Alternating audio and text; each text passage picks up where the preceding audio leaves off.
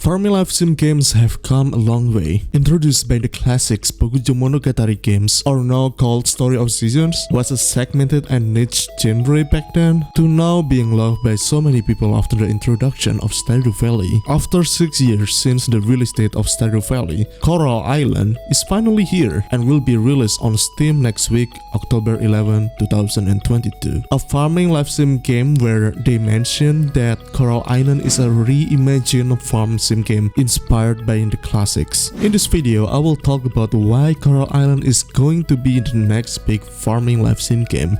Hopefully.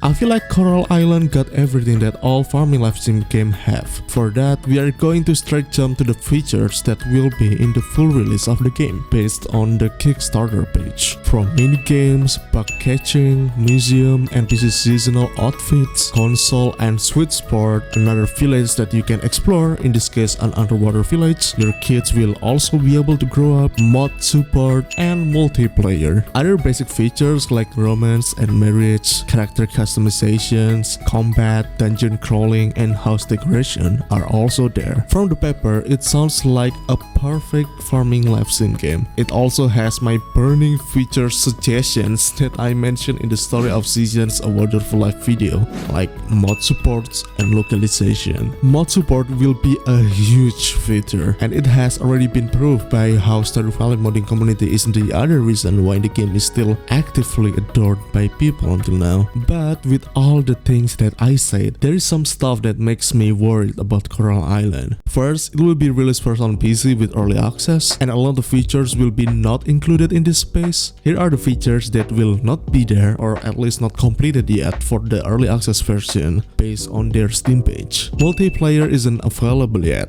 Localization will also be delayed. It will only be available in English for now. Storylines are already there, but some are not yet completed and will be completed in the full release edition. Same with NPC interactions, marriage and kids growing up, a new biome to explore, festivals, and NPC outfits. I don't know, is it completed yet or it's not included because they are not really telling it in detail. Personally, I'm not sure if going for an early access release is a good idea, even after the huge amount of support from the Kickstarter. A total of 36,000 backers and $1.6 million.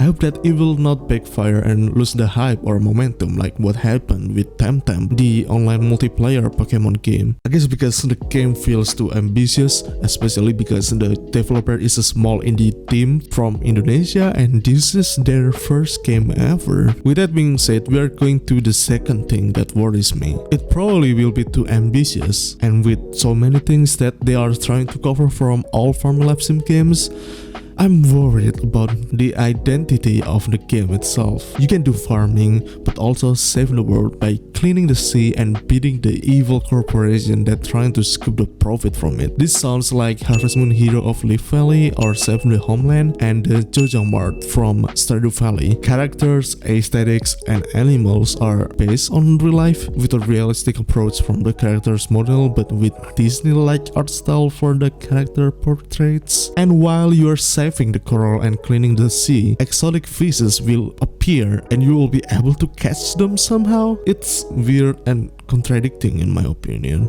Your children will be able to grow up like in Harvest Moon A Wonderful Life, but is that it? Well, in A Wonderful Life, it makes sense because the game isn't a never-ending farming life sim game. With all that being said, I hope Coral Island will reach the success they deserve. And as Indonesian representative, it makes me proud because I'm also Indonesian and I hope many Indonesian games will be able to reach a global audience in the future. I may sound too critical and doubtful. I just want it to be successful, and I love farming life sim games. I grew up with the classics, and thanks to Stardew Valley, now I can enjoy more farming games, and it inspires so many developers to create their own vision of it. Let's hope the best for Coral Island and hope they will be able to nail it well. If they does, it's going to be the next big farming game, at least until The Ranchers going to be released next year. This one seems more ambitious than Coral Island. Let's talk about it in another video. What do you think about this video? Are you excited to play Coral Island? Let's talk about it in the comment section. Consider subscribing because I make farming live sim content like this and more. Also check my Twitch because I stream farming games there and variety of games. Thanks for watching this video, and if you enjoyed this one, you will also enjoy this video that I picked for you. I'll talk to you next time. See ya.